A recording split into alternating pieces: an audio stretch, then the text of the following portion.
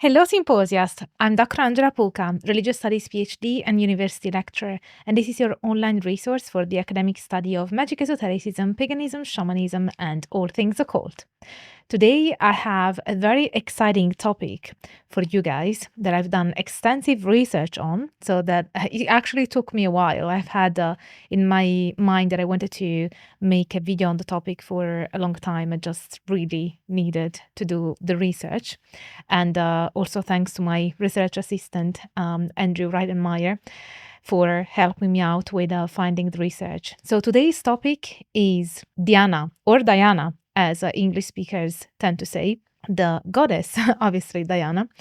I'm going to use both Diana, which would be the Latin pronunciation, and Diana, because Diana is for the algorithm and for being better understandable for people.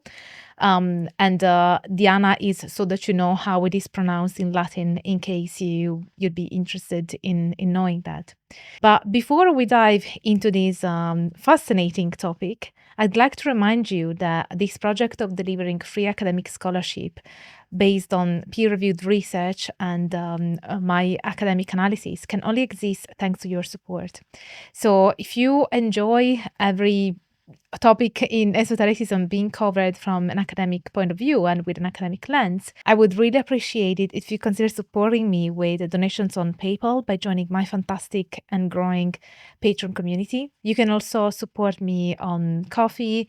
On my website, you will find all sorts of services, including one-to-one tutoring sessions with me. I know that some of you guys have questions for me and you want to learn more about the things that I specialize in. So that would be an option. Also, I have courses and specific lectures. There's also a database of Magos lectures on my Patreon in case you want to select which lecture you want to get access to. So thank you so much for considering. And now let's crack on with today's topic, which is hopefully going to be very exciting for you as it is for me, guys. Diana, or Diana, a goddess deeply embedded in Roman mythology and religion, presents a complex and multi-layered identity that has been shaped by a variety of influences, from indigenous Italic traditions to Greek syncretism and later esoteric reinterpretations.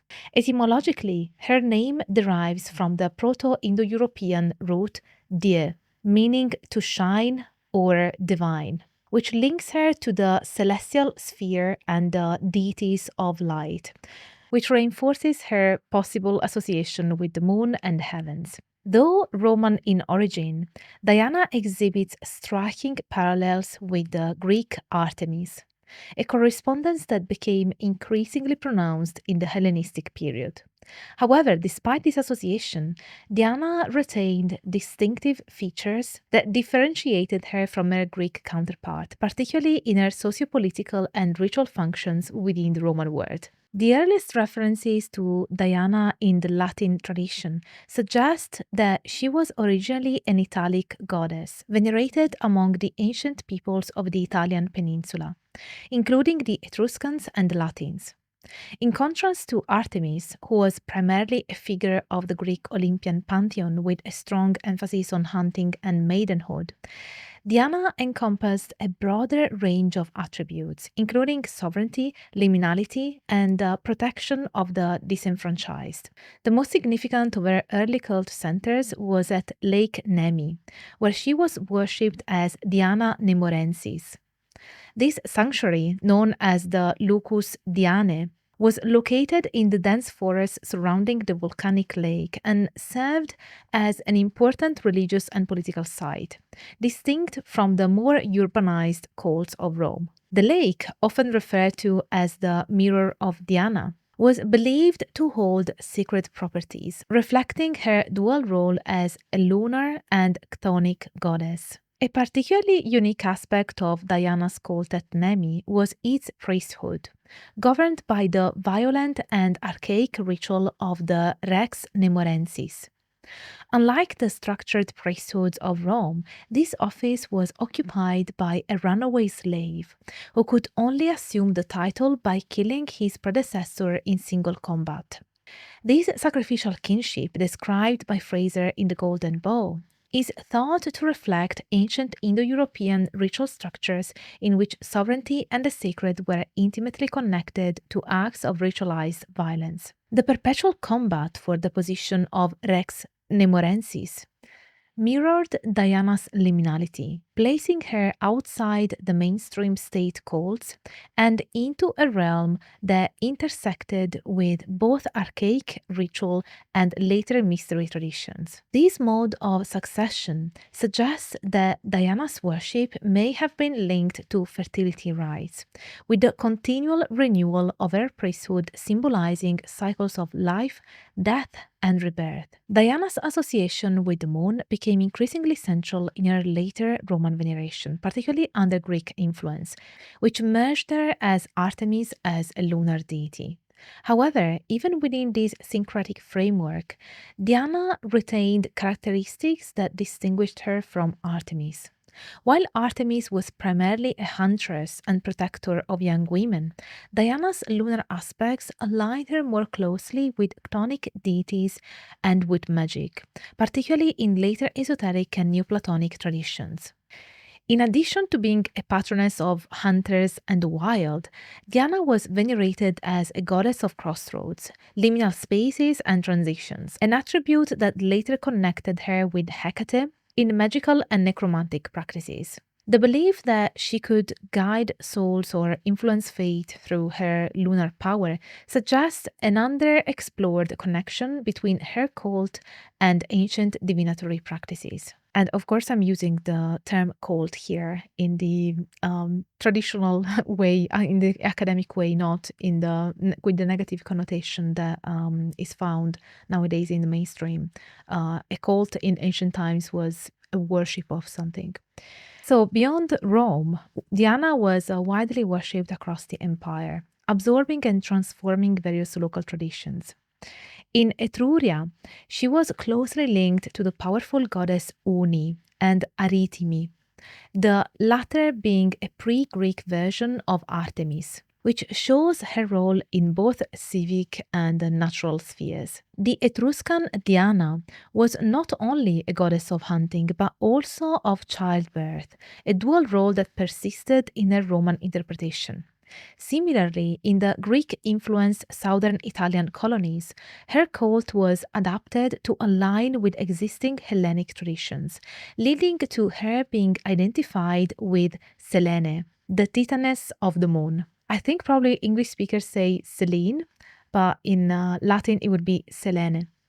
This syncretism allowed Diana to function simultaneously as a protector of women, a sovereign figure, and a mistress of the untamed wilds, embodying a complexity that exceeded that of many other Roman deities. The Roman state eventually adopted Diana into its official pantheon, integrating her into civic religion while maintaining aspects of her earlier wild and autonomous nature. Her temple on the Aventine hill, established in the 6th century BCE, played a crucial role in this transformation. Unlike the sanctuary at Nemi, which remained a site of archaic and ritualized kinship, the Aventine temple aligned Diana with the interests of the Roman plebeians and political sovereignty. According to legend, Servius Tullius, the sixth king of Rome, founded the temple to establish Diana as the unifying deity of the Latin League, reinforcing her role as a goddess of collective identity and sovereignty. This shift in Diana's worship marked her transition from a primarily local and liminal goddess to one with significant political and civic authority. Despite this formal integration into Roman religion, Diana continued to retain her associations with the wild, with the marginalized, and with women's mysteries.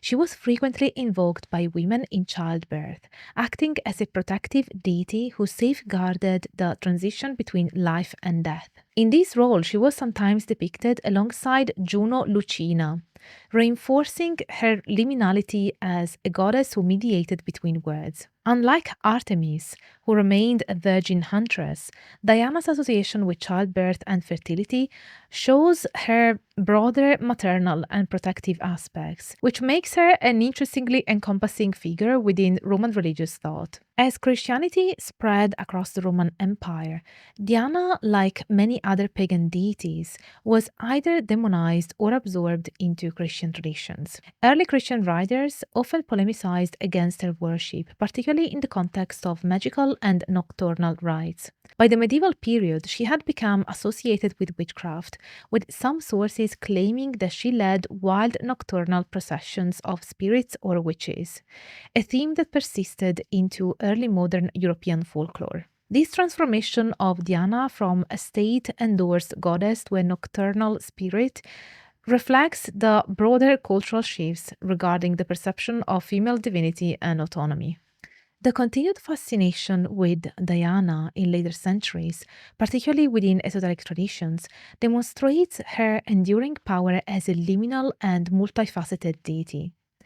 Her influence can be seen in modern pagan and Wiccan movements, where she has been reinterpreted as a figure of female empowerment, sovereignty, and magic. This modern reimagination of Diana highlights her persistence as a symbol of untamed feminine power, bridging the ancient and contemporary worlds. Diana's historical and religious significance extends far beyond her identification with Artemis.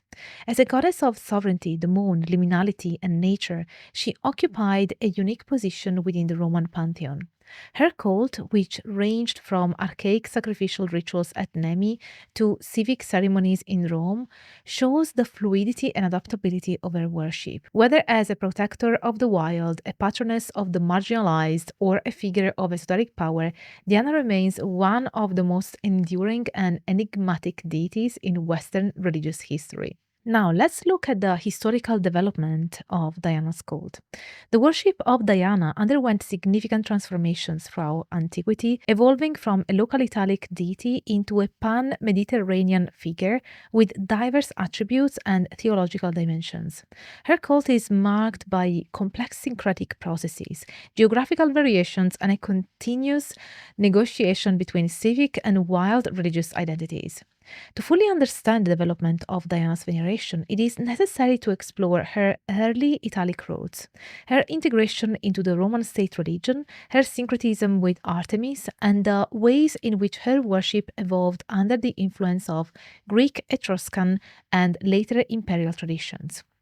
So we're gonna go over this evolution historically, following the historical periods. So, as we mentioned, Diana's earliest known worship in Italy is associated with the ancient Latins and Etruscan, two cultures whose religious frameworks deeply influenced Roman spirituality. Among the Etruscans, she was known as Artume or Aritimi, a deity linked to both hunting and the underworld, which shows her later associations with liminality and nocturnal realms. Etruscan religious practices often depicted their deities in chthonic context, with an emphasis on fate and divine will, which could explain Diana's later connection to oracles and divination. The Latin Diana, in contrast, was primarily a goddess of the wild and protector of women, children, and lower social classes, particularly slaves and foreigners. Her sanctuary at Nemus Aricinum, the sacred grove at Lake Nemi, is one of the most significant sites of her early cult. The ritual structure of her priesthood, dominated by the archaic succession of the Rex Nemorensis, shows that her worship preserved elements of ancient Indo-European religious traditions where kingship was inherently tied to ritual combat and cyclical renewal. The violent nature of this succession, where the priest was a fugitive slave who had to kill his predecessor to assume the role, demonstrates the primal aspects of Diana's cult and highlights her function as a deity of transition, sovereignty, and natural order. Diana's transition from a primarily rural deity into a more politically significant figure can be traced to her adoption as the patroness of the Latin League, a confederation of Latin cities that sought unity against external threats. According to Roman tradition, King Servius Tullius, who reigned between circa 578 and 534 BCE, played a crucial role in centralizing Diana's worship by establishing her major temple on the Aventine hill. This temple functioned as a religious and political center where representatives of the Latin cities would gather to offer sacrifices, reinforcing her role as a unifying goddess. Servius Tullius's association with Diana is significant, as Roman historiographers linked him to a quasi-mythological narrative of humble origins and plebeian sympathies. Some scholars have argued that his promotion of Diana's worship may have been a calculated political move to align himself with the lower classes and non-patrician elements of Roman society, given Diana's traditional status as a protector of the disenfranchised. This association persisted into the Republican period, where Diana's Aventine sanctuary became particularly important for the plebeian class, who viewed her as a symbol of their political struggle against patrician elite. Despite its political and civic significance, the Aventine cult of Diana maintained strong ties to its original pastoral and wild elements. Unlike Jupiter, Juno, or Minerva, who were closely tied to Roman urbanism and state power, Diana retained her identity as a goddess of the periphery, both in terms of geography, as seen in her rural shrines, and societal status, as she was often invoked by slaves, women, and foreigners. Her Aventine temple thus served as a liminal space within the urban fabric of Rome and represents both inclusion in the Roman state and a connection to the external untamed world. The increasing cultural exchange between Rome and the Greek world in the 4th and 3rd centuries BCE led to the gradual Hellenization of Diana, aligning her with Artemis. By the time of the late Republic, the two goddesses were nearly indistinguishable in many artistic and literary representations, though key differences persisted. Unlike Artemis, who was closely linked to Olympian hierarchies and divine genealogies, Diana maintained a more autonomous and ambiguous identity. While both were virgin huntresses, Diana's associations with sovereignty and political unity made her a unique figure within the Roman pantheon. The influence of Artemis is particularly evident in Diana's growing role as a lunar deity, an aspect that was previously less central in early Italic worship. Under Hellenistic influence, Diana became increasingly identified with Selene, the Greek moon goddess, leading to a broader conceptualization of her divine role as encompassing the heavens, the earth, and the underworld, a tripartite division that later contributed to her connection with Hecate. This transformation allowed Diana to be venerated in both civic and esoteric contexts, with her moon symbolism becoming crucial in later mystery cults and magical traditions. Under the Roman Empire, Diana's role evolved to reflect the changing needs of Roman religious and political ideology. While her rural and plebeian associations persisted, emperors sought to incorporate her into the official religious framework to reinforce imperial authority. Augustus, for instance, promoted Diana as part of his broader strategy to revitalize traditional Roman values, linking her to his vision of moral and religious renewal. Diana's role in the imperial cult was somewhat ambiguous. Unlike deities such as Jupiter or Mars, who were directly tied to the ideology of conquest and Roman supremacy, Diana retained her traditional associations with the untamed liminal aspects of Roman religion.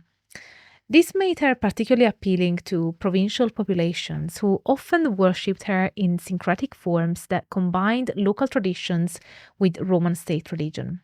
In Gaul, for example, she was identified with Celtic goddesses of the hunt and fertility, while in Egypt she was sometimes conflated with Isis, which reflects her growing role as a cosmic and universal deity.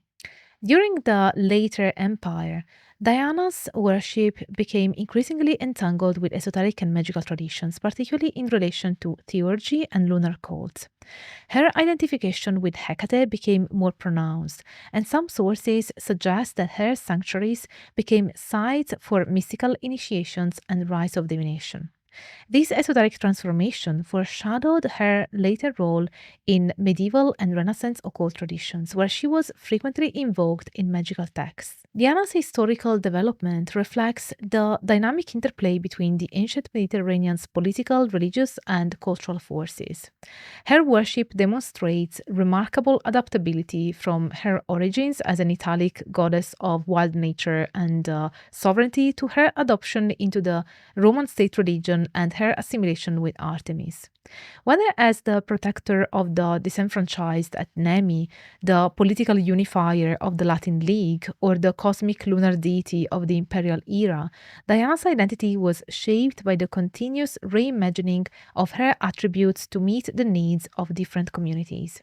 Her legacy, which is deeply rooted in both civic and esoteric traditions, ensured her survival into the modern era, where she continues to be revered in contemporary pagan and Wiccan practices. We will explore that a bit more later. As for the representations of Diana in art, literature, and popular culture, they really reflect her evolving nature in religious, political, and historic contexts. As a goddess who transcended boundaries between the wild and the civic, the celestial and the chthonic, the virgin and the maternal, her depictions varied significantly depending on the historical period and the ideological framework of those portraying her. From her earliest Italic and Etruscan images to her role in Roman imperial propaganda, from medieval demonization to her modern revival in feminist spirituality and popular media, Diana remains an enduring and complex symbol of divine power, liminality, and female agency. The earliest visual representation of Diana reveal her indigenous Italic and Etruscan roots before the extensive syncretism with Artemis that characterized her later Roman identity. Etruscan depictions of Diana, in this case Artume or Aritimi, portray her as a powerful goddess associated with the underworld, often appearing alongside death deities such as Karun and Vant. In contrast to the later Hellenized image of a youthful athletic huntress, these early representations highlight her role as a sovereign figure, sometimes associated with prophecy and faith. With the increasing influence of Greek artistic styles, Diana was more frequently depicted in ways that mirrored Artemis. In Roman sculpture and coinage, she appears as a young woman clad in a short tunic, carrying a bow and accompanied by a stag or hunting dogs. The Diana of Versailles, a famous Roman marble copy of a Greek original, epitomizes this imagery, which showcases her as a dynamic huntress striding forward with her quiver slung across her back. The visual iconography of Diana as a huntress reinforced her associations with wild nature, physical prowess, and independence. Diana's lunar aspects were also reflected in Roman art, where she was sometimes depicted wearing a crescent moon diadem, particularly in reliefs and frescoes from the later Republic and early Empire. Her role as a guardian of women and childbirth is evident in depictions that emphasize her as a nurturing figure, such as those found in temple reliefs dedicated to maternal deities. However, unlike Artemis, whose primary domain was youth and maidenhood, Diana's representation in Roman art often extended to the political realm, aligning her with the sovereignty of Rome and its territories. One of the most fascinating aspects of Diana's visual representation is her cult statue at Nemi, which, according to some accounts, depicted her as a triple goddess, a motif that later contributed again to her association with Hecate and esoteric traditions. Diana's literary presence in Roman mythology reveals her multi-layered role in both civic and historic traditions. The Roman poets, particularly Ovid, Virgil, and Horace, played a crucial role in shaping her literary persona. Ovid's Metamorphoses from 8 CE features one of the most well-known myths associated with Diana, the transformation of Actaeon. In this tale, Actaeon, a mortal hunter, stumbles upon Diana bathing in a sacred grove.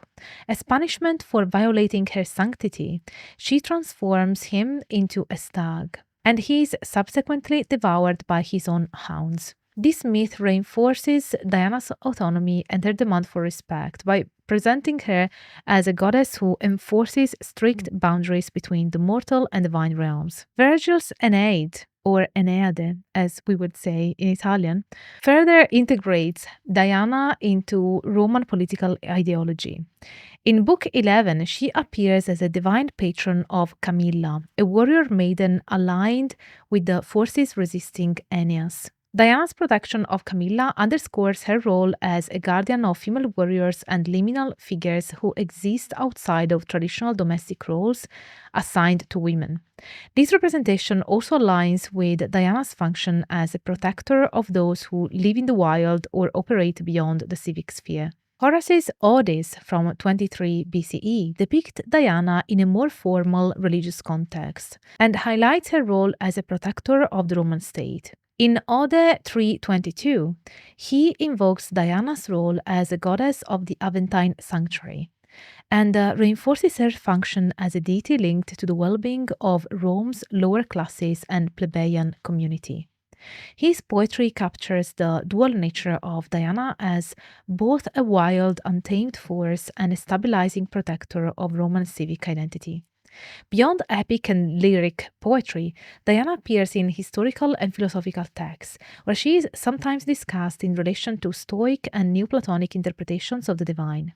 Her association with the moon and cyclical time made her an important figure in discussions of fate and cosmic order, particularly in later Roman philosophical traditions. With the rise of Christianity, Diana's worship was systematically suppressed, but her presence persisted in medieval folklore and demonological texts.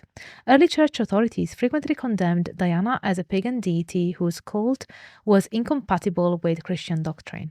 The Canon Episcopi from circa 10th century, a church text condemning heretical practices, describes how some women claimed to follow Diana in nocturnal processions, a belief that later contributed to the association of Diana with witchcraft.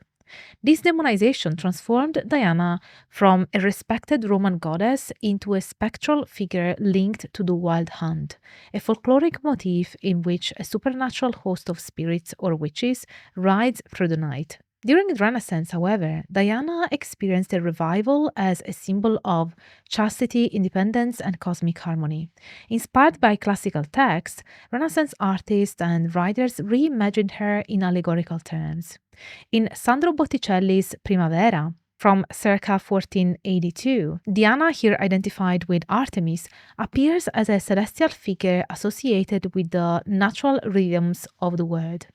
The 16th century poet Torquato Tasso, in Jerusalem Delivered, from 1581, portrays Diana as a mystical force aiding the Crusades, blending her classical attributes with Christianized imagery. The modern resurgence of interest in Diana, particularly in pagan and Wiccan traditions, reflects her transformation from an ancient Roman deity into a contemporary symbol of female autonomy, nature worship, and esoteric wisdom. Contemporary interpretations of Diana often derive from a complex fusion of historical, folkloric, and literary sources, most notably influenced by the works of Charles Leland, Margaret Murray, and later feminist spiritual movements. Now, let's explore the ways in which Diana has been reconstructed in modern paganism, her central role in Dianic Wicca, and the influence of Leland's Aradia, the Gospel of the Witches, on modern magical practices. The most significant figure in the 19th century revival of Diana is, as a central goddess in modern witchcraft, is definitely Charles Geoffrey Leland, an American folklorist whose Aradia, Gospel of Witches, became one of the foundational texts of contemporary pagan traditions. Leland claimed to have received his material from a Tuscan woman named Maddalena, whom he described as a hereditary Italian witch. The text presents Diana not only as a goddess of the hunt and the moon, but as the mother of Aradia, a messianic witch figure sent to teach the oppressed the secrets of witchcraft and resistance against feudal and ecclesiastical oppression. If you're interested in diving deeper into the figure of Aradia and what evidence we have about the accuracy of what Leland stated, I have a dedicated video on my channel, so I would highly recommend you to watch that one. So in Aradia, Diana is depicted as a primordial goddess of darkness and the night, embodying both creation and destruction. Leland's Diana is a powerful magician who gives birth to Aradia through an act of self-conception, reinforcing themes of female autonomy and divine sovereignty. This self-sufficient and commanding portrayal of Diana aligns with her earlier associations as a sovereign goddess in antiquity, but also reflects 19th century romanticized notions of folk magic and matriarchal religion, which was definitely a basis of modern pagan witchcraft. Played nonetheless a pivotal role in shaping later interpretations of witchcraft as a survival of pre-Christian religious traditions. His claim that Italian stregoneria, which means witchcraft, preserved an unbroken lineage of pagan practices directly influenced later thinkers such as Margaret Murray, who argued that European witch trials were evidence of an underground pagan cult devoted to a goddess figure. While Murray's theories have been widely discredited, they helped solidify the idea that Diana was a key deity in European witchcraft, an idea that was later incorporated into Wicca. With the rise of Wicca in the mid-20th century, Diana's presence in contemporary magical traditions became more pronounced. Gerald Gardner, the founder of modern Wicca, acknowledged Leland's influence but did not make Diana a central figure in his practice. Instead, Gardnerian Wicca primarily focused on a duotheistic framework featuring a horned god and a mother goddess, with Diana often subsumed under the latter category. However, as Wicca evolved, particularly through feminist reinterpretations of witchcraft, Diana emerged as a dominant goddess in specific branches of the tradition. In the 1970s, Susanna Budapest founded Dianic Wicca, a branch of contemporary paganism that places Diana at the center of religious practice.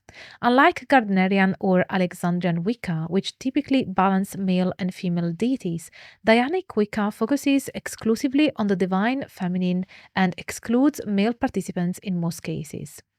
This movement was strongly influenced by second-wave feminism and sought to reclaim goddess worship as a means of female empowerment, drawing on sources such as Leland's Aradia, as well as broader feminist spiritual themes.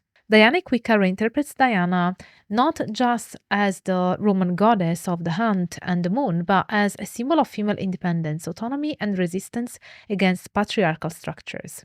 Rituals within Dianic Wicca often involve celebrating the phases of the moon, seasonal festivals, and rites of passage that honor the life stages of women. The movement is also deeply political, aligning itself with feminist activism and the reclaiming of sacred feminine power. One of the defining aspects of Dianic Wicca is its emphasis on direct spiritual experience and personal empowerment rather than hierarchical structures.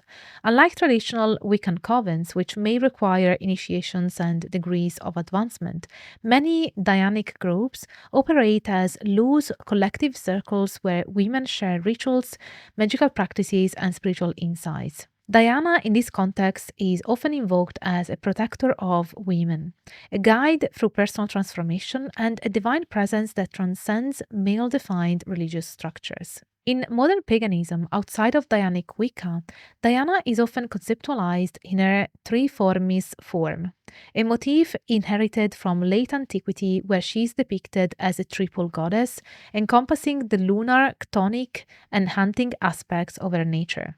This triadic form sometimes aligns her with Hecate and Selene and creates a powerful lunar triad that governs different aspects of the magical and spiritual cycle. Neo-pagan rituals dedicated to Diana frequently draw upon this imagery, alongside Robert Graves' reinterpretation of ancient goddesses as the embodiment of a triple goddess after the main lunar cycles. This is something that I have fully explored in a Magus lecture, so you will find that on my Patreon in case you're interested. But to sum it up, the motif of the triple goddess is something that didn't really exist in history. It's something that Robert Graves reinterpreted. I mean, we do find triple goddesses, but they are not triple goddesses as in maiden mother crone with that specific typology that Robert Graves made up. But it was still influential because many goddesses and many triple types of goddesses have been reinterpreted with Robert Graves' frame of the triple nature being the maiden mother crone element, which is not really the way that it was interpreted in their historical time. So Diana uses her lunar aspect to guide introspection, divination, and dream work, while her hunting aspect is invoked for strength and assertiveness. This is according to contemporary pagans. Her chthonic connections, particularly in relation to necromancy and spirit communication, have gained traction in contemporary magical circles, influenced by historical accounts of her association with the underworld. Additionally, Diana has been incorporated into animistic and nature-based spiritualities that seek to reconnect with pre-industrial understandings of the sacred. Within ecofeminist paganism, for instance, Diana is seen as a guardian of the wilderness, a symbol of untamed nature that must be protected against ecological destruction. Some contemporary practitioners have revived elements of the Nemoralia, celebrating it as a night of devotion to the goddess, often by lighting candles, performing rituals near bodies of water, and making offerings to wildlife. Beyond structured religious frameworks, Diana continues to be a significant figure in modern magical practices. Her presence in contemporary spellcraft is often linked to protection, self-empowerment, and pursuit of personal freedom. Witches and pagans invoke her name in spells for strength, independence, and clarity, particularly in matters of self-discovery and personal sovereignty. Many modern magical traditions incorporate Diana into lunar rites, where she is called upon for guidance during the full moon. Some practitioners also associate her with hedge witchery and liminal spaces, viewing her as a deity who aids in transitions, whether they be spiritual, emotional, or physical.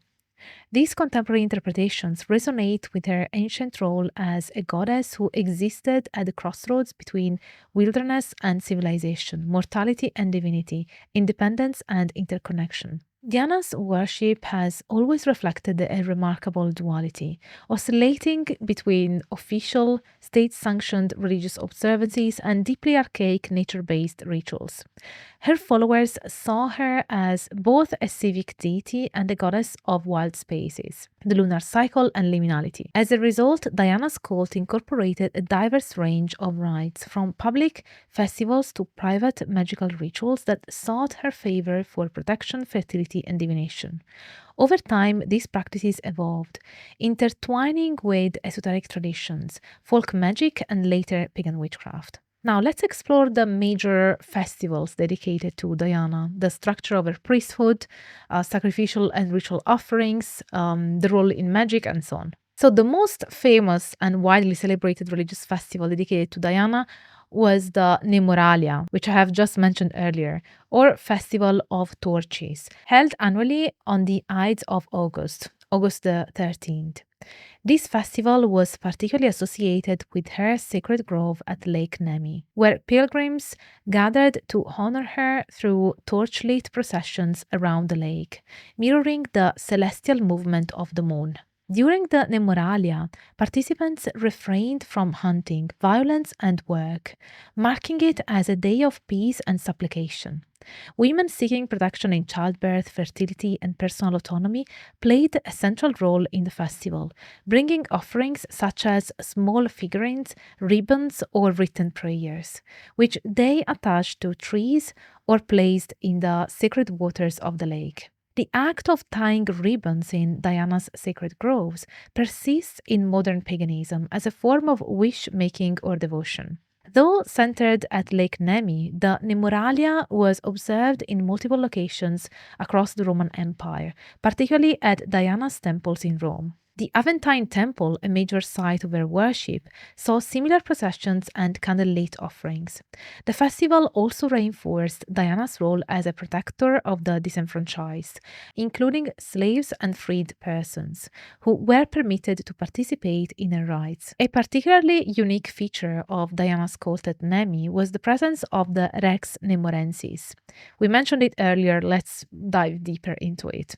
Or king of the sacred grove. Unlike the formal priesthoods of other Roman deities, the Rex Nemorensis was a fugitive slave who could only assume his position by ritually killing his predecessor in single combat. This practice has been interpreted as a survival of ancient Indo-European sacrificial kingship, wherein the ruler's strength determined his divine legitimacy. The Rex Nemorensis was not merely a priest, but an embodiment of Diana's power, responsible for ensuring the fertility of the land and maintaining the sacred balance between life and death. Some scholars suggest that this ritual combat originated in pre-Roman agrarian traditions, where the priest-king's vitality was believed to influence the health of the community's crops and livestock. This ritual further highlights Diana's liminal nature.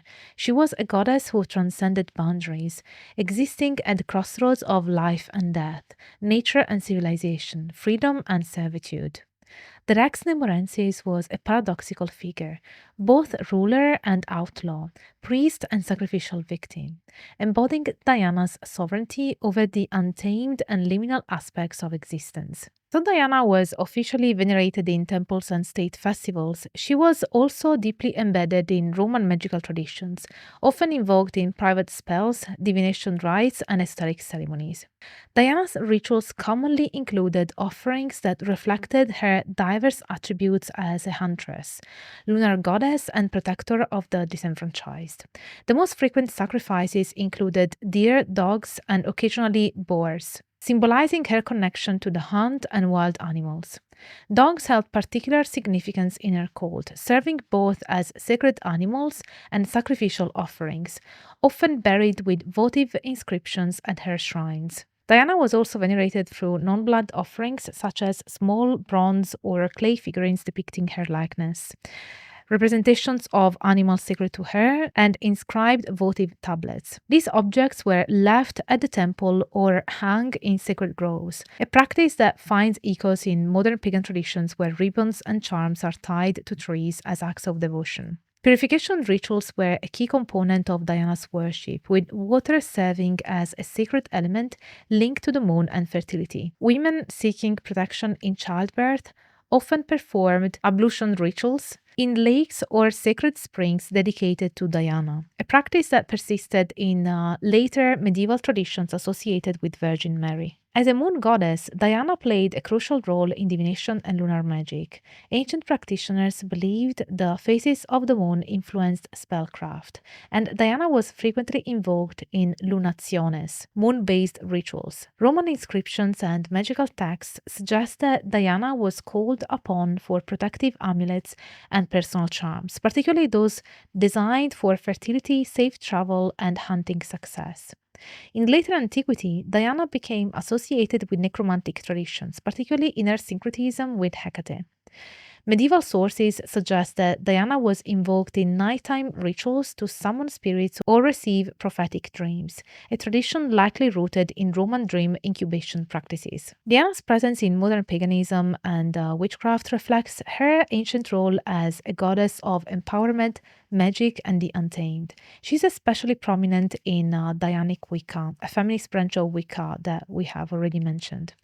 Now, let's look at some rituals dedicated to Diana. I'm taking this from my field work and from experience with pagans. So I'm gonna give you some examples of rituals for Diana in contemporary paganism. So in contemporary full moon rituals, Diana is invoked for guidance, intuition, and transformation. Common practices include moonlit invocations, where practitioners stand beneath the full moon and recite hymns to Diana, water scrying, using bowls of water or mirrors to receive visions under the moonlight, charging magical tools, which is placing crystals and charms under the moon while invoking Diana's presence. Diana is also frequently invoked in modern protection spells, drawing from her historical role as a guardian of the vulnerable.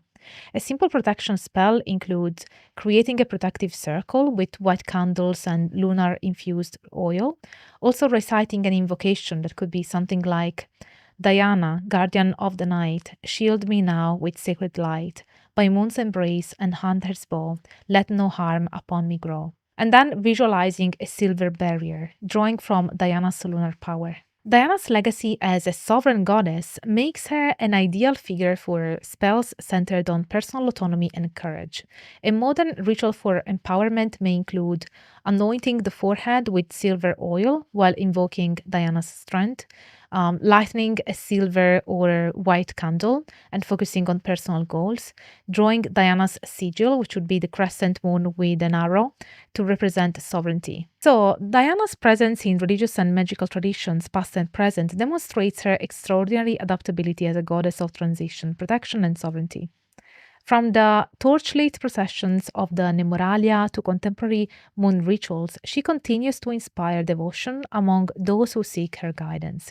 Whether venerated as a guardian of the wild, an enforcer of divine justice, or a patroness of esoteric wisdom, Diana remains one of the most compelling and enduring deities in Western spirituality. Diana's enduring legacy really shows us her remarkable adaptability and the profound impact she has had on religious, spiritual, magical, and cultural traditions. From her origins as an Italic goddess of sovereignty, the wild, and the moon, to her assimilation into the Roman state cult and later esoteric traditions, Diana has continuously evolved to meet the need of her worshippers. Her influence extends across centuries, shaping political identities in the Roman world, inspiring medieval and Renaissance reimaginings, and becoming a central figure in contemporary pagan spirituality. Her worship at Lake Nemi, which still happens nowadays by contemporary pagans, reflects an ancient model of sacred power tied to nature, renewal, and divine sovereignty. As a lunar goddess, she was venerated in divination and protective magic, bridging the celestial and chthonic realms. In later antiquity and the medieval period, her association with liminal spaces and nocturnal rites saw her demonized by Christian authorities, yet her presence persisted in folklore and esoteric traditions. In modern era, Diana has been reclaimed as a symbol of female authority, nature worship, and mystical power. Whether in the feminist spirituality of Dianic Wicca, in lunar rites honoring the rhythms of nature, or in contemporary magical practices invoking her protection, Diana continues to inspire devotion and reverence. Her ability to transcend religious, social, and political boundaries underscores her status as a goddess of transition, between worlds, between states of being, and between historical epochs. Ultimately, Diana's presence in the collective spiritual imagination is as luminous and untamed as the moon under which she has been worshipped for millennia. Her story is one of transformation, resilience, and an enduring sacred power that continues to shape spiritual practice in the 21st century and beyond. This is it for today's video, and these are my references. Thanks again to Andrew Rattenmeyer, who collaborated on this as my research assistant. I hope that you enjoyed the video. If you watched until this point, congratulations, you're super committed to your learning, and I'm very proud of you. Also, leave me a moon emoji into the comment section so that I know that you got to this point, and I suppose it's also a little offering to the goddess Diana, isn't it? So if you enjoy my work of delivering a free scholarship in all topics in esotericism here on YouTube, and you have the means, I would really appreciate it if you consider supporting my work with donations on PayPal by joining my amazing Patreon community. We have monthly lectures, a book club, we have a great community. I'm sure you're gonna love it, so go and join my Patreon. And also you can check out my services at drangelapuka.com, and don't forget to sign up for my newsletter so that you are always up to date with everything that is going on with me, because there are things I don't post on social media that I post for my newsletter subscribers. Also extra pictures, things that I'm doing, stuff like that. So sign up for my newsletter. It's free, and you find all these links in bio, the info box, in the cards, everywhere. So if you want to, you will know how to do it. If you like this video, don't forget to smash the like button, subscribe to the channel if you haven't already, activate the notification bell so that YouTube cannot hide my new content from you, because they decide to not show my content in your feed. Also, leave me a comment. I'd really love to know what you thought about this episode. I always read all of your comments, guys. I really don't have the time to reply to them all, but I read everything. So also be nice, okay? Share my videos around so the Symposium can grow. It really all depends on you. So I would be super, super thankful if you shared my videos around. Also, you can super thank me in the comments. I forgot to say that. That's another way of supporting the channel. And join my memberships program here on YouTube. Thank you all so much for being here.